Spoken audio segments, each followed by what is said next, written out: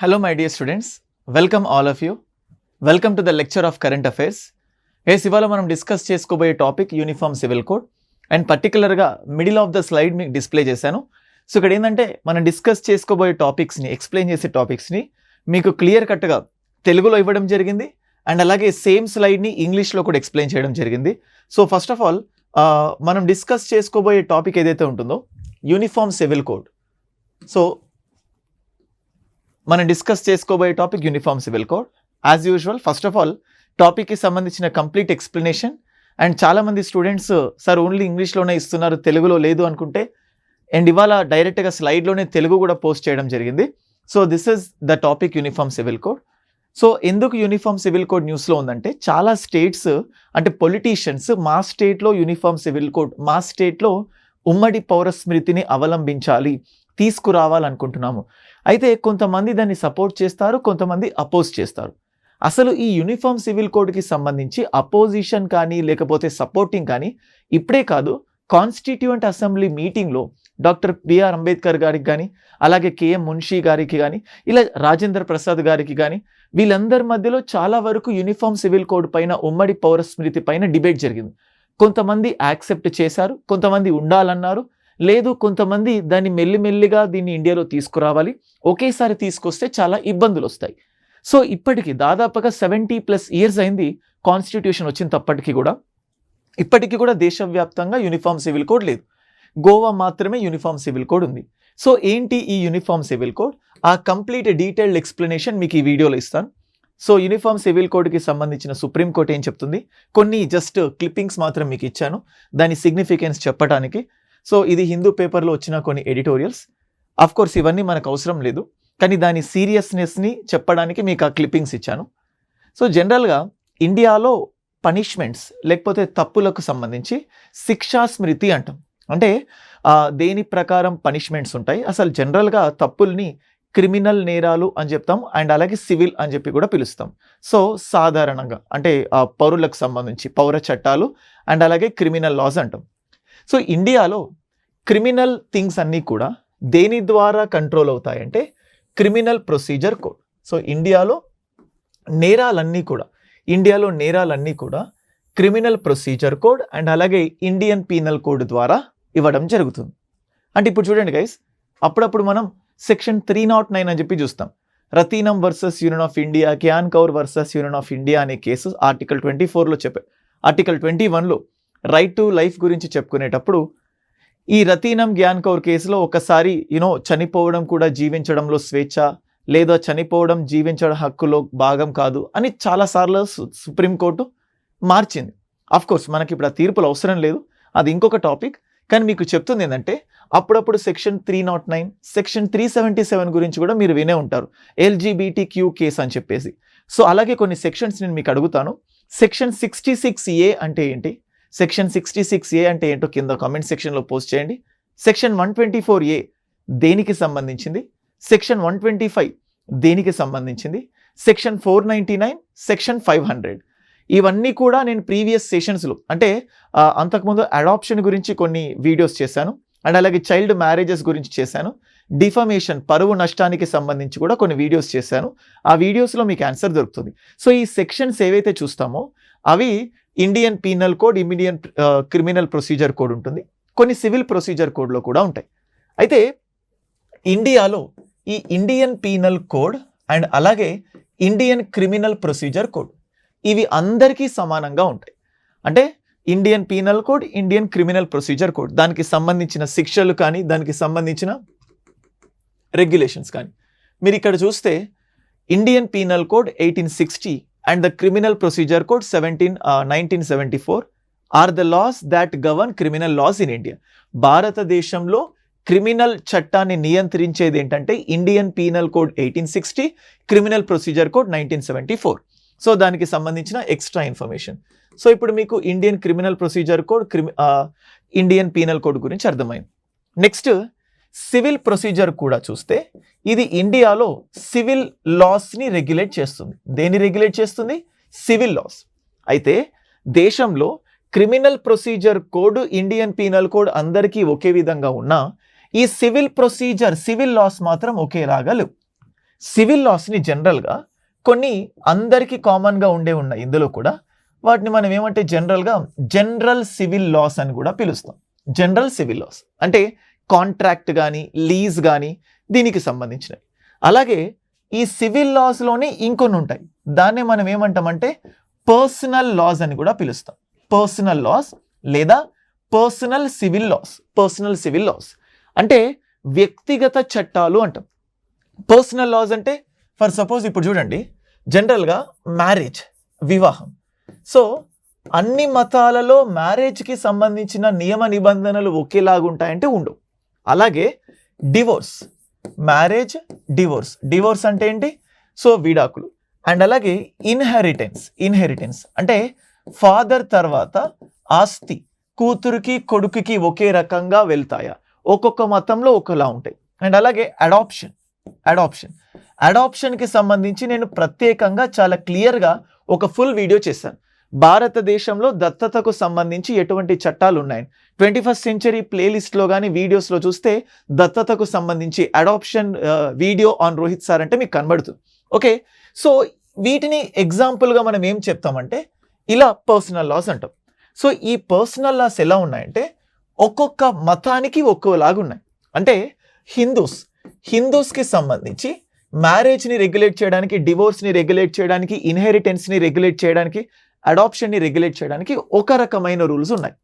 And అలాగే ముస్లిమ్స్కి ఒక రకమైన రూల్స్ ఉన్నాయి. ఇప్పుడు మీరు రీసెంట్గా చూస్తే కొన్ని రోజుల క్రితం 16 సంవత్సరాలు వచ్చిన ముస్లిం మహిళలు పెళ్లి చేసుకోవచ్చు అని పంజాబ్ హర్యానా కోర్టు తీర్పిచ్చింది. అంటే మ్యారేజ్కి సంబంధించి లీగల్గా 18 years, చైల్డ్ మ్యారేజెస్ గురించి వీడియో చేసినప్పుడు మీకు క్లిప్పింగ్ కూడా చూపించాను. అంటే ముస్లిం లాస్ ఏం చెప్తున్నాయి, 16 years అంటే ప్యూబర్టీ దాటిన ప్రతి ఒక్కరు పెళ్లి చేసుకోవచ్చు అని ఉంది, లేకపోతే 15 years. కాబట్టి పంజాబ్ హర్యానా 16 yearsకి ఓకే చెప్పింది. కానీ హిందూ మ్యారేజ్ యాక్ట్ ప్రకారం 18 years. కొన్ని సందర్భాలలో తండ్రి తర్వాత ఆస్తి కూతుర్లకు చెందదు. ఇదే సుప్రీంకోర్టు ఇటీవలి కాలంలో చాలా కేసెస్లో చెప్పింది. అరుణాచల గైండర్ అనే కేసులో సో వారసత్వ ఆస్తి కూతురుకి కూడా హక్కు ఉంటుంది. వినీత్ శర్మ వర్సెస్ రాకేష్ శర్మ 2020లో కూడా సుప్రీంకోర్టు తండ్రి ఆస్తిలో కూతురుకి కూడా భాగస్వామ్యం ఉంటుంది అని చెప్పడం జరిగింది. సో ఇలా ఆస్తికి సంబంధించి హిందూస్లో, ముస్లిమ్స్లో, క్రిస్టియన్స్లో ఒక్కో రకమైన నియమాలు ఉన్నాయి. ఇప్పుడు డివోర్స్. ఇప్పుడు చూడండి, జనరల్గా హిందూ లా ప్రకారం ఒక పర్సన్ ఒక వివాహం చేసుకుంటే, ఒకవేళ రెండవ వివాహం చేసుకోవాలనుకుంటే ఫస్ట్ మ్యారేజ్ ఎవరైతే చేసుకున్నారో వాళ్ళకి డివోర్స్ ఇస్తే వాళ్ళకు భరణం చెల్లించాల్సి ఉంటుంది. దాన్ని మనం ఏమంటామంటే అలిమోనీ అంటాం. సో ముస్లిం పర్సనల్ లా ప్రకారం వాళ్ళకు 90 days లోపు డివోర్స్ ఇచ్చేసి యాక్సెప్ట్ అవుతే ప్రాబ్లం లేదు. కానీ 90 days భరణం ఇవ్వాలన్నా వితిన్ 90 days. ఆ తర్వాత భరణం ఇవ్వడానికి ఛాన్సెస్ ఉండవు. సో అది మనకు డిస్ప్లే అవుతుంది, చూపిస్తాను నేను content.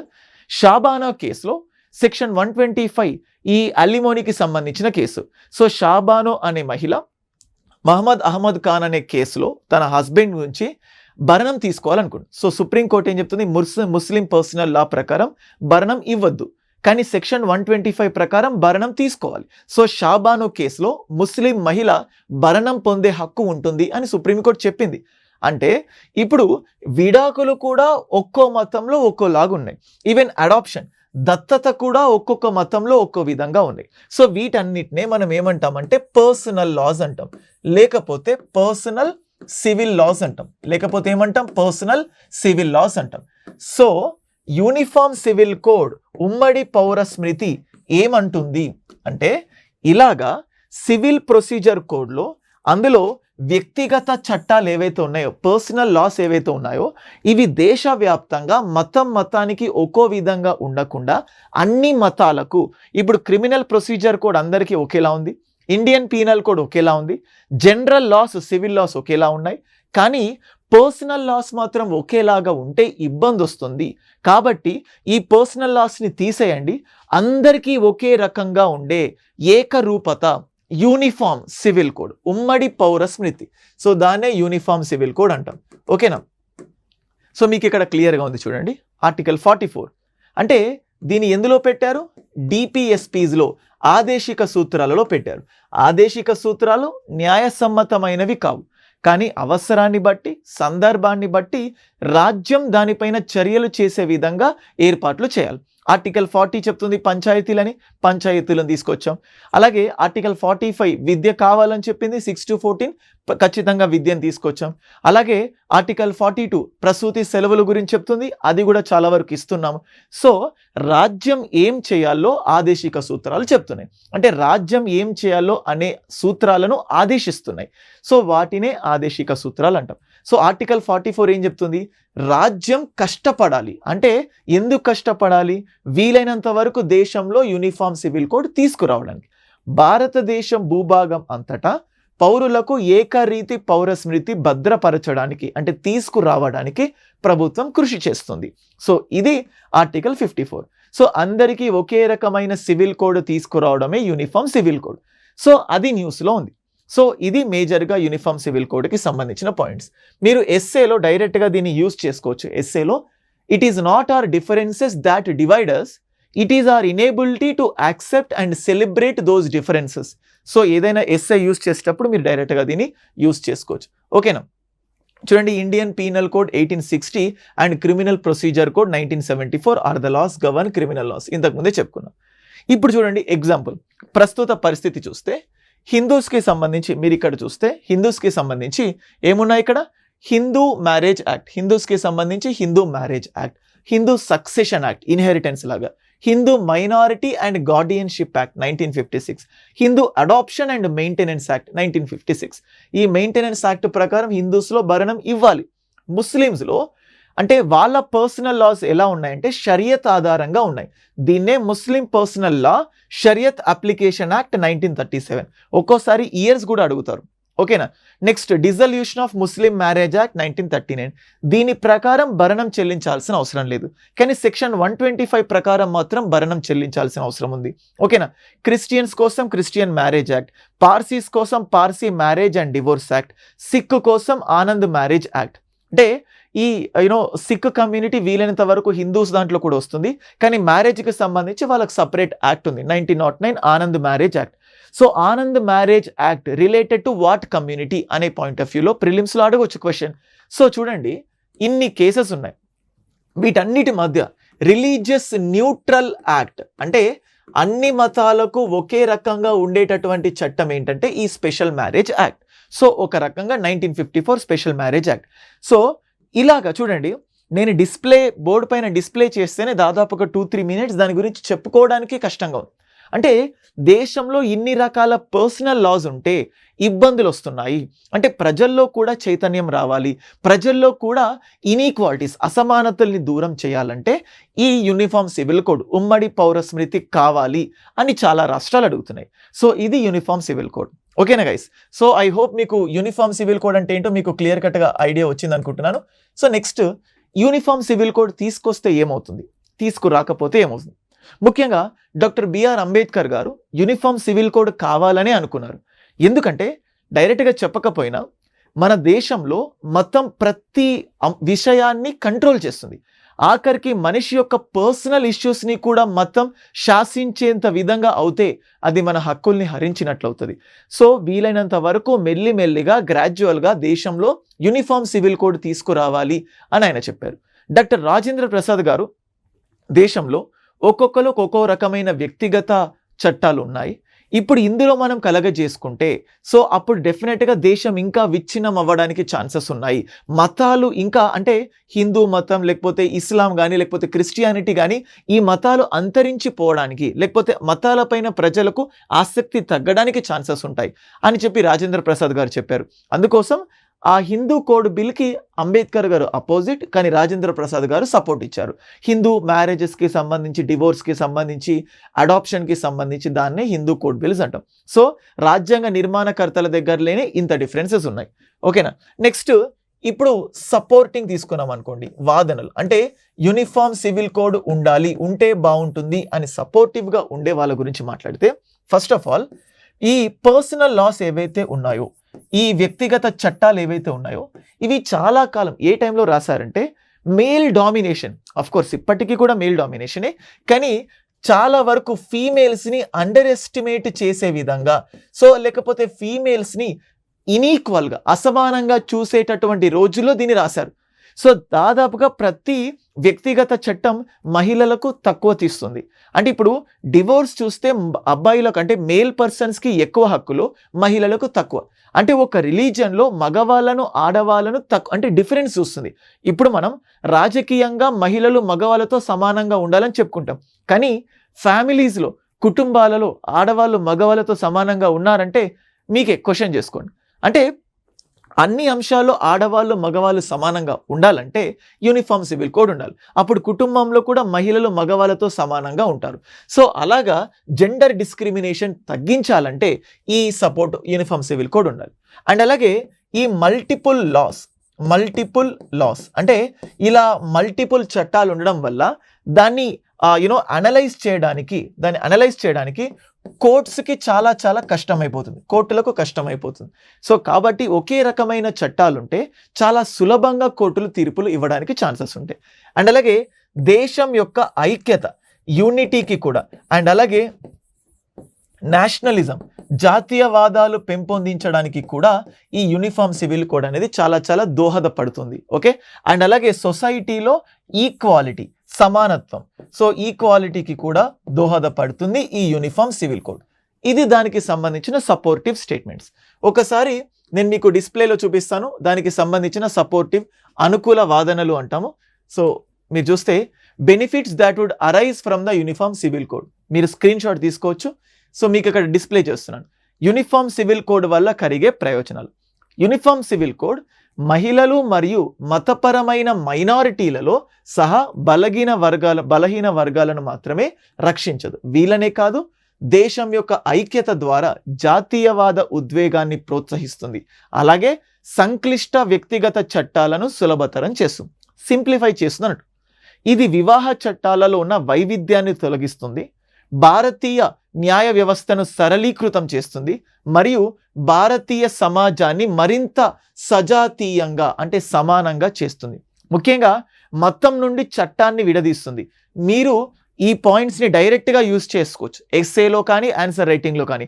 It will delink law from the religion, it will create a national identity. So జాతీయవాద ఒక గుర్తు, జాతీయంగా మనకు ఒక గుర్తింపుని సృష్టిస్తుంది, మరియు దేశంలో ఫిసిపారస్ ధోరణిలను నియంత్రిస్తుంది.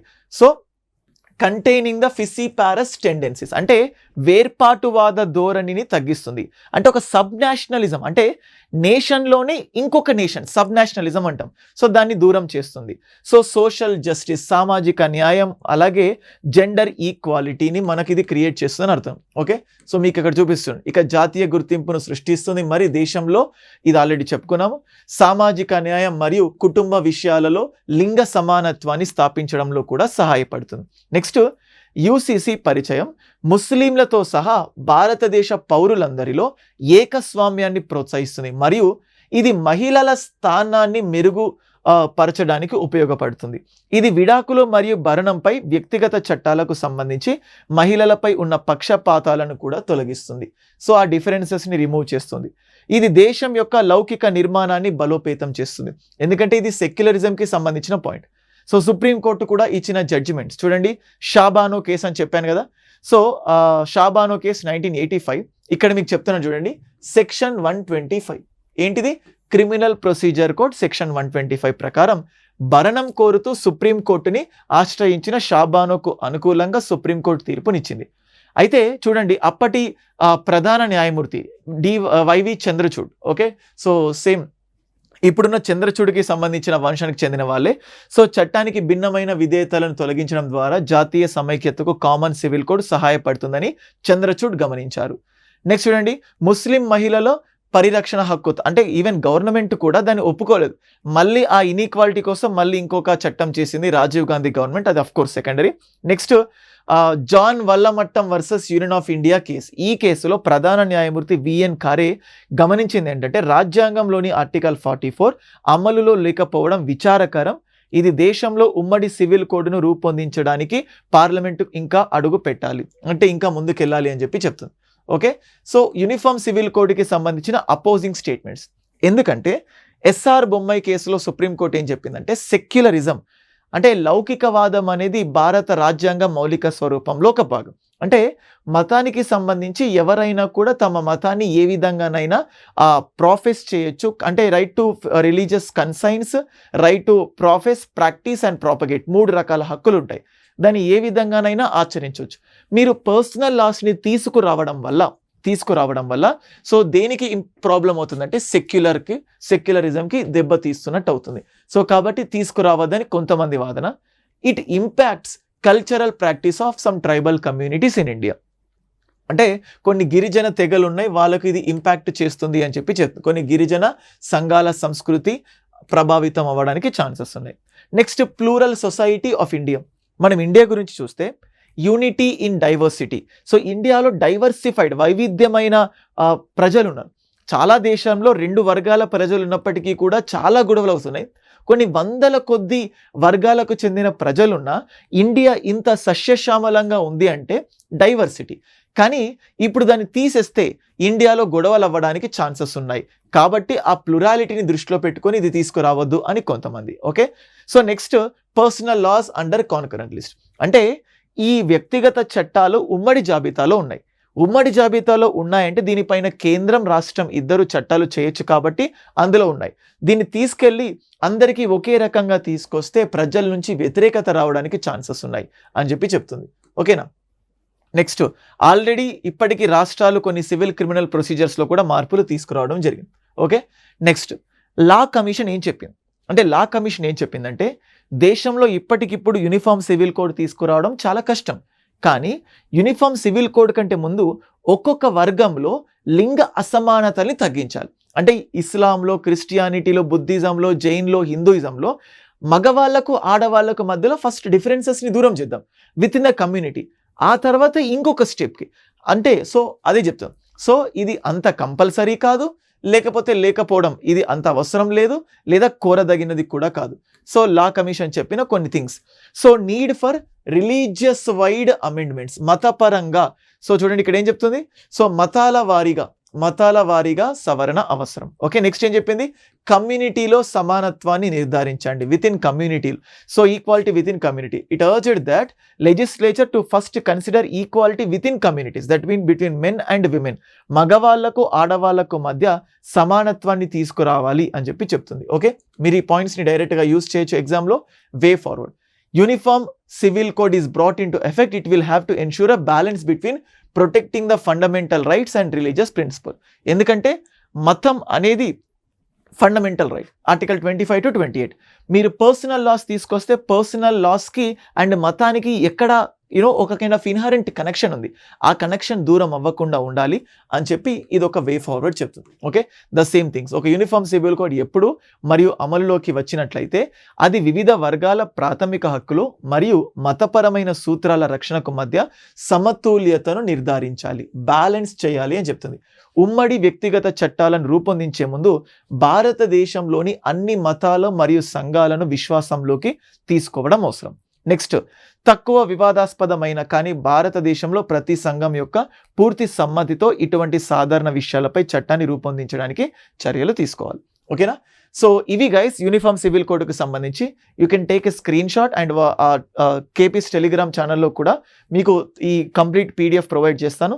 సో డైరెక్ట్గా మీరు ఈ పాయింట్స్ని మెయిన్స్ ఆన్సర్స్లో యూజ్ చేయొచ్చు. I hope you like this video. Next ఇలాంటి వీడియోలు ఇంకా చేయాలంటే వీడియోకి సంబంధించిన కమెంట్స్ తెలియజేయండి. So that I will be making the videos with more enthusiasm. And thank you for watching. Thank you.